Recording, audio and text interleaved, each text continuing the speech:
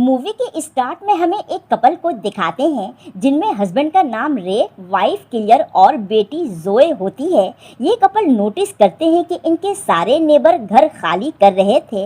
वो हैरान होकर रोड पर आते हैं और देखा कि सभी लोग यहाँ से मूव कर रहे हैं। रे को कुछ समझ नहीं आ रहा था कि आखिर ये सब क्या हो रहा है। वो भी बस पड़ोसियों का देखा देखी अपनी वाइफ और बेटी को लेकर वहाँ से निकल जाता है। कुछ ही दूर आकर ये नोटिस करते हैं कि जो पड़ोसी चले गए थे अब वो वापस आ रहे हैं। ये बात कुछ अजीब लगती है। इन्हें कुछ समझ नहीं आया कि आखिर वो लोग ऐसा क्यों कर रहे थे, लेकिन फिर भी इन्होंने अपना सफर उस वक्त तक जारी रखा जब तक कि ये लोग ट्रैफिक में फंस गए ना हो। इसलिए इन्हें गाड़ी से बाहर आना पड़ा, ये देखने के लिए कि आखिर मसला क्या हुआ है।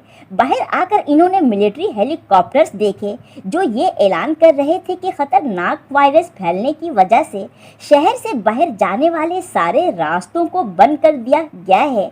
इसलिए बराए मेहरबानी आप सभी लोग वापस अपने अपने घरों में लौट जाएं। कुछ ही देर बाद 2 फाइटर जेट्स वहां आए और उनके शहर पर बुरी तरह से बॉम्बिंग करने लगे।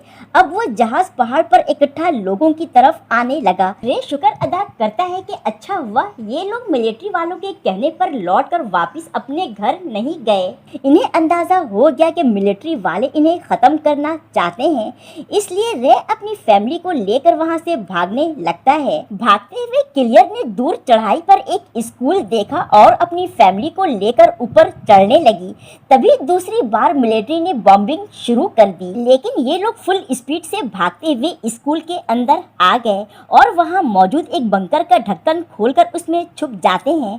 बंकर का ढक्कन बंद करते ही बाहर जोरदार ब्लास्ट होता है जिनकी आवाज क्लियर और उनकी फैमिली अंदर ही से सुन रहे थे। इन्हें बिल्कुल समझ नहीं आ रहा था कि आखिर ये कैसा वायरस है जो मिलिट्री को इतना सख्त कदम उठाना पड़ा और शहर की पूरी आबादी बॉम्ब करनी पड़ी।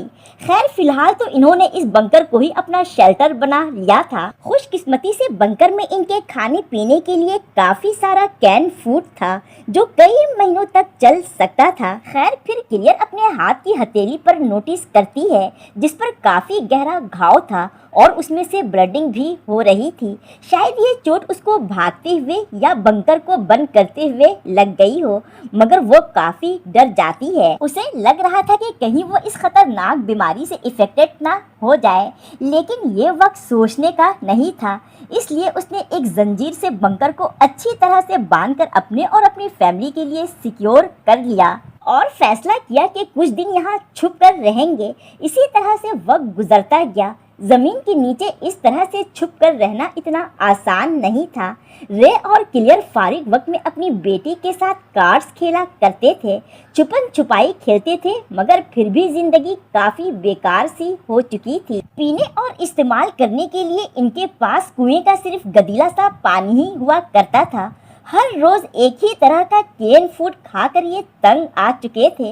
ये सब जब बर्दाश्त से बाहर हो गया तो जोई ने रे से पूछा कि पापा ये सब आखिर कब तक चलेगा। जाहिर है इस बात का रे के पास कोई जवाब ना था, मगर फिर भी वो बेटी को दिलासा देने के लिए कह देता है कि बेटा जैसे ही ऊपर की दुनिया में चीजें नॉर्मल होने लगेंगी और ये खतरनाक वायरस खत्म हो जाएगा तो हम वापस ऊपर चले जाएंगे। लेकिन वो ये नहीं जानते थे कि ये इंतजार 300 दिनों तक लंबा हो जाएगा। जोई रोजाना अपनी मॉम के बनाए हुए मिरर टेलीस्कोप से बाहर देखा करती थी और हर बार उसे बॉम्बिंग से की गई तबाह हाल दुनिया देखने को मिला। इसलिए बेचारी बच्ची वक्त के साथ साथ ना उम्मीद होती जा रही थी। क्लियर उसे हिम्मत देते हुए कहती है कि हमारी तरह और भी ना जाने कितने लोग इस दुनिया में छुपे होंगे। खैर एक दिन जब जोई ने खाने के लिए एक कैन खोला तो उसमें से सारा खाना गायब था और कैन के नीचे एक होल था। ये बात जोई अपनी मॉम को बताती है, जिस पर क्लियर ने जब बाकी कैन्स को चेक किया तो करीब 12 कैन्स इसी तरह से खाली थे। ये देखकर इन्हें काफी गुस्सा आया क्योंकि ये पूरे इनके 2 हफ्ते का राशन था जो पल भर में ही जाया हो गया था। तभी क्लियर की नज़र वेंटिलेशन की तरफ पड़ती है जो देखकर ये अंदाजा लगाते हैं कि शायद ये काम किसी चूहे का हो। जोई थोड़ा उदास हो जाती है। रे अपनी बेटी को दिलासा देते हुए कहता है कि दिल छोटा मत करो, खाना खत्म हो भी गया तो क्या हुआ, मैं ऊपर जाकर चुपके से खाना ले आऊँगा। खैर रात को जब जोई क्लियर के साथ ब्लॉक्स खेल रही होती है तभी उसने नोटिस किया कि वो चूहा फिर से आ गया है और उनके केन फूड में घुसने की कोशिश कर रहा है। रे एक चाकू लेकर उस चूहे को मारने के लिए उसके पीछे दौड़ा मगर वो चूहा काफी तेज था इसलिए उससे बच निकला और तकरीबन भाग ही चुका था। लेकिन आखिरी वक्त में क्लियर एक चाकू से उस चूहे को 2 टुकड़े करने में कामयाब हो जाती है। अभी एक मुसीबत से जान छूटी थी कि दूसरी तरफ टेबल पे रखा लैंप गिर गया जो चूहे ने दौड़ते हुए गिरा दिया था। रे उसको उठाने की कोशिश करता है मगर गर्म होने की वजह से उठा नहीं पाया और उसका हाथ जल जाता है। तभी लैंप का कैप ब्लास्ट हो जाता है जिससे चारों तरफ आग फैलने लगी। ये लोग काफी डर जाते हैं। क्लियर जल्दी जल्दी पर्दा फाड़कर आग बुझाने की कोशिश करने लगी। रे ने पानी की बाल्टी आग पर डाली जिससे कुछ देर में ही आग बुझ जाती है मगर एक बड़ा मसला था, धुआं वेंटिलेशन से बाहर जा रहा था और अगर किसी ने देख लिया तो इनके लिए काफी मुसीबत हो सकती थी। इनके ठिकाने का पता चल सकता था। अभी काफी रात थी इसलिए ये लोग ये सोचकर कुछ नहीं करते कि रात के अंधेरे में किसी को पता नहीं लगेगा। सुबह होने पर इन्होंने नोटिस किया कि धुआं तो निकल गया मगर उसकी वजह से ऊपर काफी मोटी कालिक जम गई थी जो देखकर कोई भी अंदाजा लगा सकता था कि यहाँ कोई रह रहा है। इसलिए रे और क्लियर दोनों ऊपर आते हैं ताकि उस कालिक को साफ कर दें और जोई नीचे बंकर में ही थी। काफी देर हो जाती है अपने पेरेंट्स को वापस ना आता हुआ पाकर। जोई एक टेबल पर चढ़कर अपने मिरर टेलीस्कोप से पेरेंट्स को देखती है जो अभी भी सफाई कर रहे थे।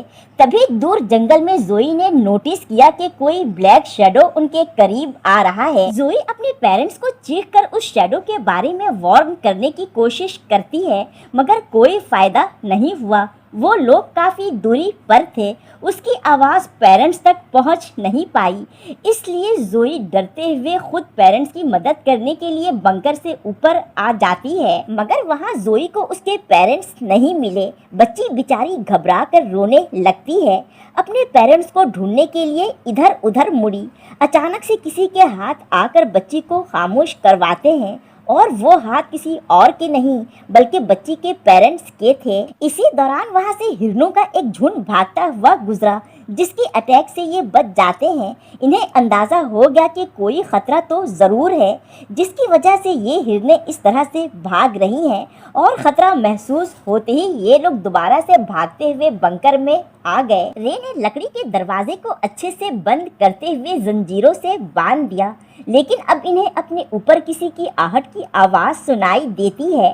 पूरी फैमिली का डर से बुरा हाल था। इन्हें महसूस हो चुका था कि कोई शख्स इनके बंकर के एंट्रेंस के पास आया है और ढक्कन को खोलने की कोशिश कर रहा है जैसे कि उसको पता लग गया हो इनकी यहाँ पर मौजूदगी का। जोई डर कर जोर जोर से रोने लगती है।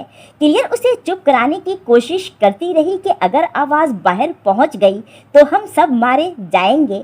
रे ने भी बच्ची की माइंड को डाइवर्ट करने की कोशिश की और आहिस्ता आहिस्ता जोई नॉर्मल हो गई। क्लियर की आंखें वेंटिलेशन पर ही जमी थीं और फिर बड़ी तेजी के साथ कोई बंकर का दरवाजा खोलने की कोशिश करता है। जब दरवाजे की तकरीबन सारी चैन टूट चुकी थी तो क्लियर हिम्मत करके ऊपर सीढ़ी पे जाकर अपने पूरे वजन से चैन को पकड़कर लटक जाती है ताकि दरवाजा खुल ना पाए। लेकिन ऊपर मौजूद जो कोई भी था वो काफी ताकतवर था और दरवाजा फिर भी खोल रहा था। वहां से इन्हें 2 चमकती हुई हरी आंखें दिखती हैं जिसको देखकर जोई चीख पड़ती है।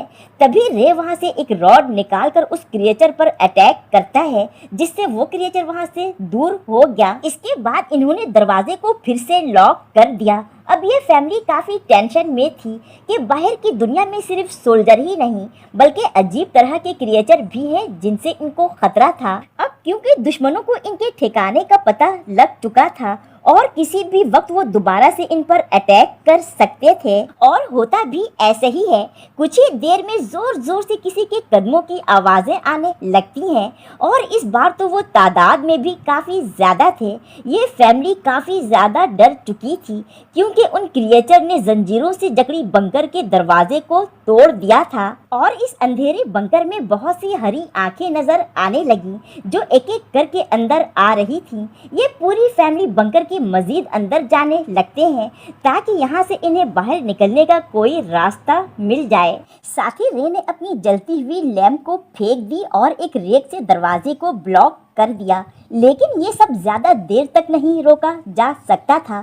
تبھی زوئی کو زمین کے باہر کھلنے والا ایک وینٹیلیشن دکھا۔ رے وہاں سے اپنی پوری فیملی کو ایک ایک کر کے باہر نکالنے لگا، اور ایٹ دا اینڈ صرف وہ بچ جاتا ہے جو کہ اپنی بڑی باڈی ہونے کی وجہ سے ڈک میں پھنس کر رہ گیا۔ وہ ہری آنکھ والے بنکر میں داخل ہونے ہی والے تھے کہ رے نے اپنے پیر کو مروڑ کر توڑ دی۔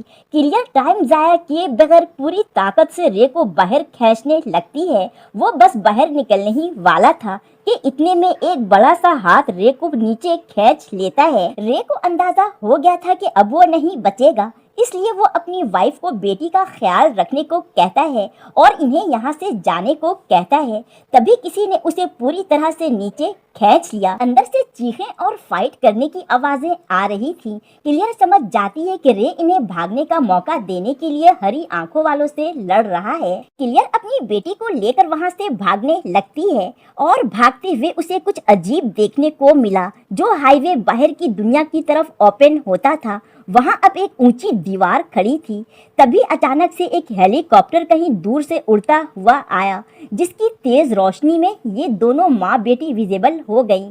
اب ان کے پاس بھاگنے کا کوئی راستہ نہیں بچا، اور چاروں طرف سے انہیں گھیرے میں لے لیا گیا، ان پر ایک نیٹ پھینک کر۔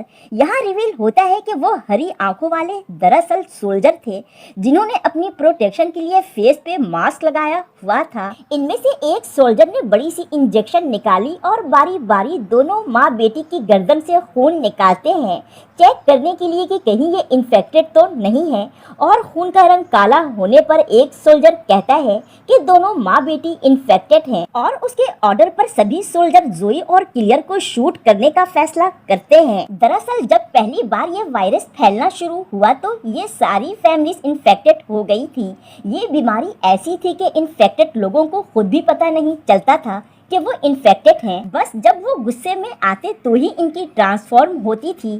یہ بیماری اتنی خطرناک تھی کہ ہوا سے پھیلتی تھی، اور بس یہی ریزن تھی کہ ملٹری نے اس پورے سٹی کو ہی بوم کر دیا۔ اور جب بیت نے دیکھا کہ سولجر اس کی بیٹی کو بھی نہیں چھوڑیں گے، مار ڈالیں گے، تو وہ بری طرح سے غصے میں آ گئی۔ اس کے پورے فیس پر ہری ونگز ابھرنے لگی، لیکن کلیئر چاہ کر بھی کچھ نہیں کر سکتی تھی کیونکہ وہ ان کے قید میں تھی۔ تبھی اچانک سے وہاں ایک سولجر کے گردن سے خون کا فوارہ نکلنا شروع ہو جاتا ہے، جو دراصل کوئی اور نہیں بلکہ کلیئر کا ہسبینڈ رے تھا، جو اب بھی زندہ تھا۔ وہ کسی طرح سے ان سولجر سے بچ نکلا تھا، اور اب وہ ایک عام انسان سے زیادہ طاقتور ہو چکا تھا۔ رے کی آنکھیں ریڈ ہو جاتی ہیں اور وہ اپنی پاور کو یوز کرتے ہوئے سولجر سے فائٹ کرتا ہے، لیکن تبھی سولجرز نے اس پر گولیوں کی برسات کر دی اور وہ گھائل ہو کر زمین پر گر جاتا ہے۔ اسی دوران کلیئر اور زوئی جال سے نکل کر بھاگ چکی تھی۔ سولجرز انہیں پاگلوں کی طرح ادھر ادھر ڈھونڈنے لگتے ہیں۔ انہیں اندازہ نہیں تھا کہ یہ ماں بیٹی انفیکٹڈ ہو کر بہت زیادہ خطرناک اور پاورفل ہو چکی ہے۔ کلیئر نے کافی سارے سولجرز پر اٹیک کر کے انہیں زخمی کر دیا، مگر گولی لگنے سے وہ خود بھی وہیں ایک گاڑی کے چھت پر گر جاتی ہے۔ اپنے پیرنٹس کو مرتا دیکھ کر زوئی کو بھی کافی غصہ آیا، اور وہ بھی ٹرانسفارم ہو کر سولجرز پر اٹیک کرنے لگتی ہے، لیکن کلیئر اپنی بیٹی کو ایسا کرنے سے روکتی ہے، اسے کول ڈاؤن کرتی ہے، کیونکہ وہ نہیں چاہتی تھی کہ اس کی بیٹی بھی خونی درندہ بن جائے، جس سے دھیرے دھیرے بچی دوبارہ انسانی شکل میں آ جاتی ہے۔ اس کے بعد دونوں ماں بیٹی رے کے پاس آتی ہیں، جس کی حالت کافی خراب تھی۔ وہ اپنی زندگی کی آخری سانسیں لے رہا تھا۔ رے اپنی بیٹی کو دیکھ کر دھیرے سے آنکھیں بند کر لیتا ہے۔ इसी दौरान वहाँ एक और हेलीकॉप्टर आ जाता है, जो देखकर क्लियर अपनी बेटी को लेकर एक कबाड़ के अंदर से भागती है। भागते हुए उन्हें एक कैब दिखता है जहाँ से रोशनी आ रही थी। तभी अचानक से एक बच्चा बाहर आया जो इन्हें अपने साथ एक बंकर के पास ले गया, जिसमें बहुत सारे इन्फेक्टेड लोग सोल्जर के डर से छुपकर वहां रह रहे थे। यहाँ से दोनों माँ बेटी को एक नई जीने की उम्मीद मिल जाती है और बस यही दिखाते हुए ये मूवी यहीं एंड हो जाती है। Thank you for watching.